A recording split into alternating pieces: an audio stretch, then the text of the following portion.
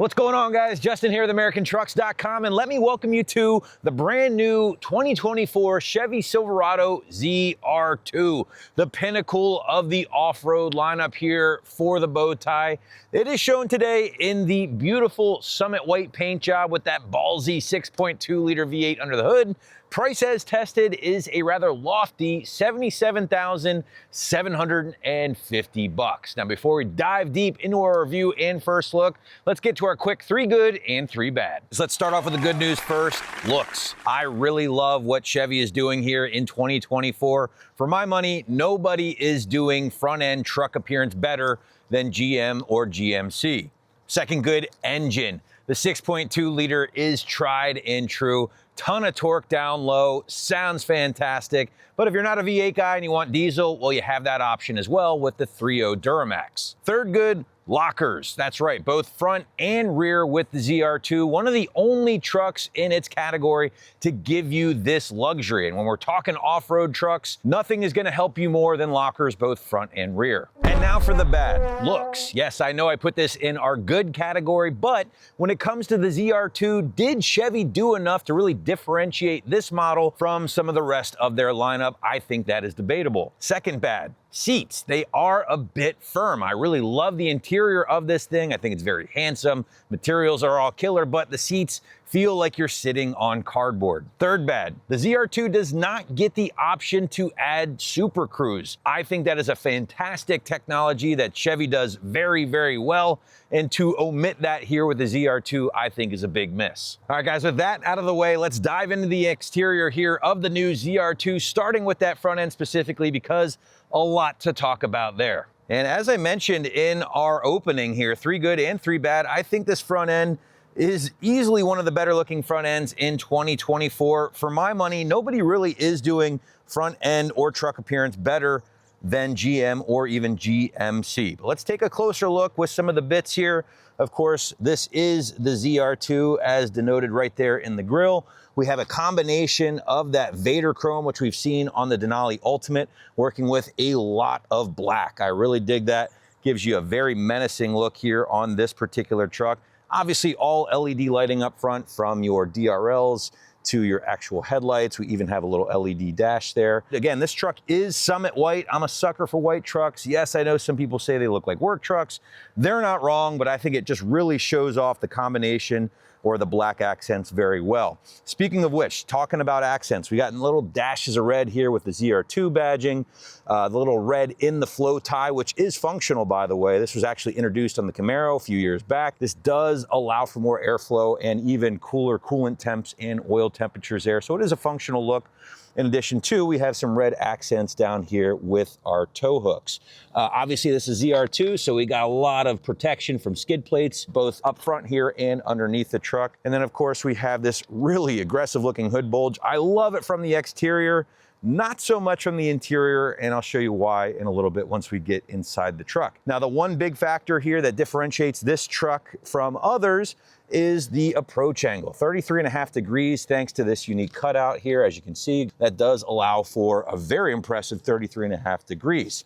But going back to my bad here with the looks, did Chevy do enough to really differentiate this truck from some of the others in the lineup? I mean, this is their king off-roader here, short of the Bison, of course, but with trucks like the Raptor or the TRX, there is no denying those things coming down the road. Yes, this is an aggressive look, but I just wonder if they did enough to really differentiate this from like a Trail Boss per se. All right, guys, enough about the front of the truck. Let's move to the side, take a closer look at what's unique here with the ZR2. And coming right to the side, you can't help but notice that additional 2 inches of lift thanks to the unique Multimatic DSSV dampers, which feature spool valve technology.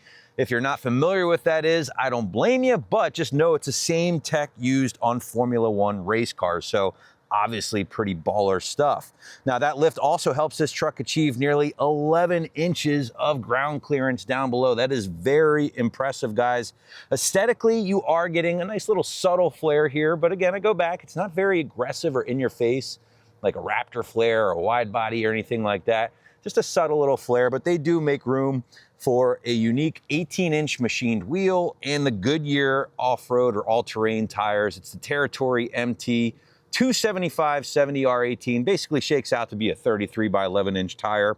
Now, would 35s be nice? Absolutely, but keep this in mind, guys. The ZR2 is still able to achieve a 23.4 degree breakover angle, which is basically your ability to go over something with a peak. And that is really only bested by a Raptor with 37 inch tires. So yes, I mean, 33s might seem a little small in a truck like this, but it is certainly not holding this thing back in any way. Lastly, on the side of the truck, guys, we have these very cool looking off-road high clearance side steps, which are definitely needed here on the ZR2, especially with that additional lift. Now, moving to the rear of the truck, and honestly, guys, things are pretty basic back here. It's almost like Chevy did all this awesome stuff to the front of the truck, but kind of forgot to address the rear. Now, we do have the multi-flex tailgate, which is very awesome, very functional. We did show you a version of this on the Denali Ultimate. It is configurable in a bunch of ways, and I think very, very cool. Now, they do also give you standard issue bed liner, spray and liner. I love that. Again, that's how it should be when you're dropping nearly 80K on a truck such as this. But if we move our focus to the rear bumper here, I think this is one of the few misses on the ZR2. Guys, this is basically a standard issue Silverado rear bumper, which does hurt the departure angle. Now up front, we showed you that awesome front bumper unique to this truck, which helped those approach angles. Back here though, at 23.3 degrees, this thing is going to hinder your departure angle. Now, they did make up for it with the exhaust. They tucked those tips up underneath that rear bumper, which is nice, but I wish they would have done something a little bit more unique here with the rear. Now, going back to that exhaust, this particular truck and our 6.2 is outfitted with the very awesome active system. And I have to say, it sounds pretty damn rowdy for a stock truck. Listen up.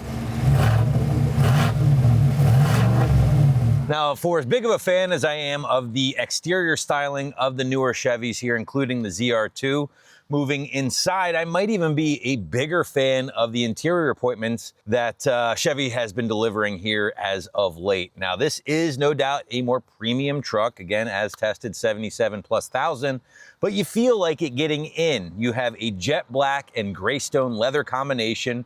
Very nice, very rugged, little carbon fiber styled accents. And maybe one of my favorite parts is they break up that black and gray with a really cool looking yellow stitching. Big fan of that. Bose stereo, of course, but moving into the driver focused bit, we have all the screens, right? But it's done so in a very nice way. 13+ inch center stack here for our infotainment, and then a 12+ inch digital cluster. Listen, guys, I've driven all the new trucks, and for my money, nobody is doing the infotainment and cluster and tech better than Chevy at the time of this video. That's just how I feel. Maybe you guys disagree. Very similar to what we saw in the Denali Ultimate. If you saw that review, very similar layout, different materials, of course, but they're doing this all very, very well. Also, guys, they include standard, maybe some of the better fitting liners I have seen here. This is an off-road truck, of course, so you want to protect those carpets, and the Chevy liners are fantastic. And you are getting both of those front and rear. Lots of space. Maybe my one complaint, though, as we mentioned earlier on here, guys, is that the seats themselves don't have a lot of cushioning. Now, I know that might be a minor complaint overall, but they're very firm. Maybe the plus side of that is they'll hold up better over years of abuse and just use in general. But getting in for the first time, yeah, they're not very forgiving. Hey, they might bug some people, I don't know. But outside of that, again, big fan of the interior, all the tech. But what do you say we go for a drive and just see what this 6.2 is all about? All right, guys, so we're on the highway cruising to talk about some on-road impressions, driving impressions, interior, things like that. First off, we can't help but talk about that engine, right? The 6.2 liter V8, 420 horsepower, 460 pound-feet of torque. And it just sounds awesome. Again, we got it in sport mode right now, so we're hearing a little bit more of that noise because those valves are opened up, but I'm a big fan. For reference sake, we did do a 0 to 60 blast, 6.3 seconds, 0 to 60. Not great, but let's face it, it's not a race car. Now we're going over some joists or whatever you want to call it here on the highway, and those Multimatic DSSV dampers are really soaking that up well. So yeah, it rides great. Here the tire's a little bit on the road, but it's certainly not that bad. Now, one of the things I mentioned earlier in the review is that I love the look of that hood bulge from the outside. It definitely helps add to the exterior toughness, if you will. But in car, it is certainly in your vision. So it's not gonna like ruin your day, but it should be noted here in my review. Also talking about the seats, we mentioned the cushioning, or rather lack thereof, is not great. I feel like you get used to them, but overall, I've definitely sat in more comfortable seats here in the half-ton market. But this thing is built for off-roading, right? And unfortunately, I know you guys are gonna be disappointed. We're not doing a lot of off-roading here today. However, this thing is really, really outfitted well. And I go back to those lockers, the front and rear lockers. Now, that's something that the Raptor is not gonna give you. And I think it's gonna be more beneficial to a lot of everyday off-roaders or just everyday drivers than maybe those fancy live valve Fox stuff on the Raptor, right? Because the lockers can really get you out of some sticky situations. So the fact that you got lockers, you're putting the power down to both front and rear wheels, it really is gonna be beneficial. Now I come back to one of my glaring misses here with this truck, and that is the lack of Super Cruise. I know that's probably not a big deal for everybody watching, but as someone who's experienced it, and how good it is. Again, I really loved it in the Denali Ultimate. Comparison to the Blue Cruise and the Ford, there is no comparison. I think Super Cruise does a much better job. And at this price point, you would expect, at least I would expect, to have something like that available to me. So that is, I would say, one of the bigger misses here with this particular truck. But overall, guys, summary, in-car driving, I mean, listen, the engine sounds great. It's got plenty of torque. Gets decent enough mileage here.